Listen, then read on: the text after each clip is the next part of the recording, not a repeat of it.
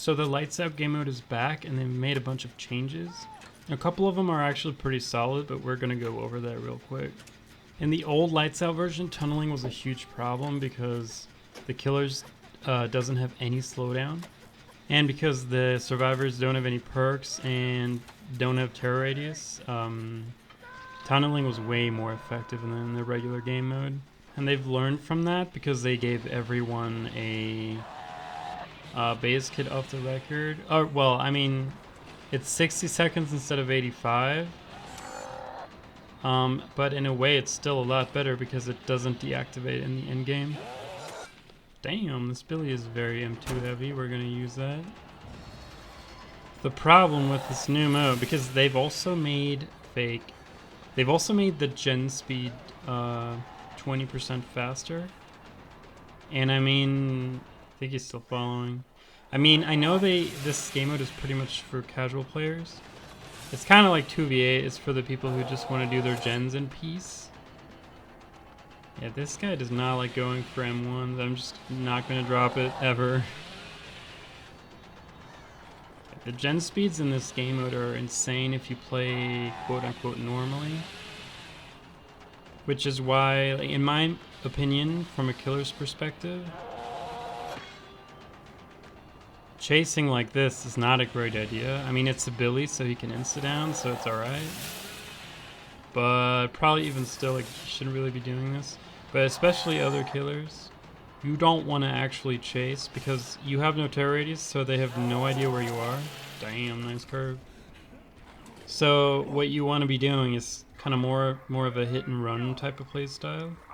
And on top of that, a really good thing is to only hook one person and slug everybody else, because ragging someone, I mean, there was a hook right here, but usually putting someone on a hook takes almost as long as a chase, because the chases are really quick in this game mode. They usually start in bad places, and survivors don't have windows or exhaustion or anything. So ideally, the game plan for the killer is find one person, hook them, pressure all the gens around that hook, down other people, just slug them, and when the other person is unhooked, go for them again, preferably after they've touched a gen or something like that. And if you don't find them, that's fine too. Just go after someone else, but leave them on the ground.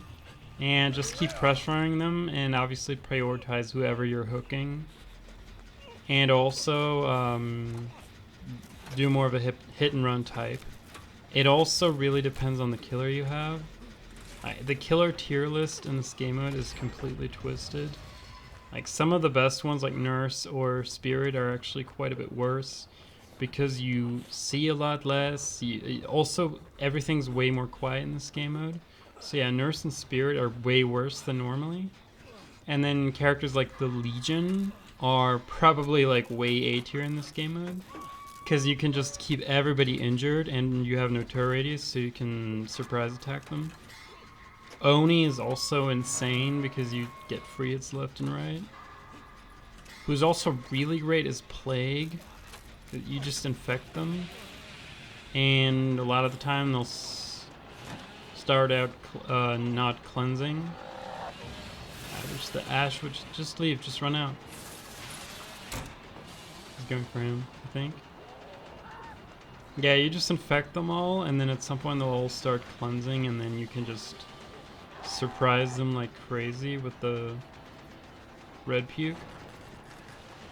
Dracula is also pretty good because you get around. Also pretty, not as good as Dracula, but it's also pretty decent as the Dredge, just because of the hit and run thing. But yeah, my point is, if you think about it from a killer's perspective, they do gens way faster than normal. You have no slowdown. Everybody's invincible for a whole minute after being unhooked.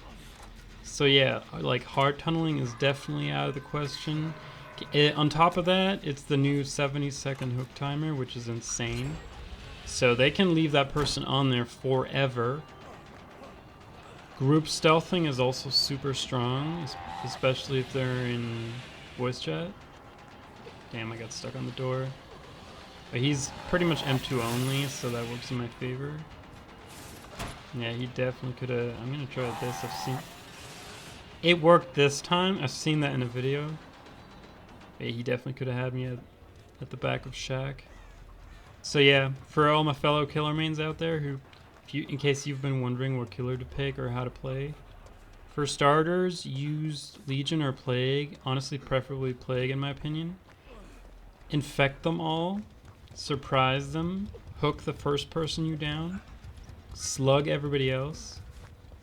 At some point they'll start cleansing, and just go for hit and run. I mean, sure Plague is really slow, but it works out. Like, chasing in this game mode is heavily punished, like as the killer, because see, as long as they're chasing you, everybody knows where they are, so they can do gens safely, and they can surprise you very easily. So it's much better for them to just surprise attack, get their hit, and leave, and then pressure someone else.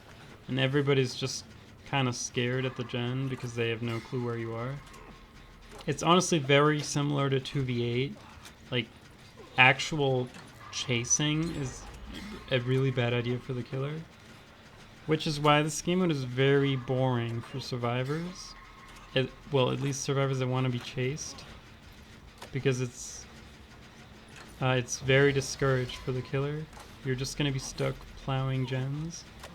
You also don't have items, so you can't really go for saves. I mean, obviously you could pallet save, or you could just waste your time going through chests. But against a decent killer, that would definitely be your death. And also, I think this mode really turns out the hypocrisy in the DBD community again, because it is 100% legitimate for both sides to, play the most effective way.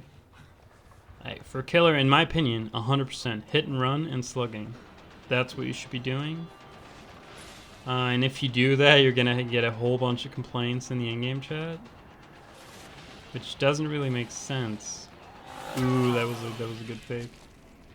Like, this Billy, he hooked the Fang first. The Fang is probably also the weak link here.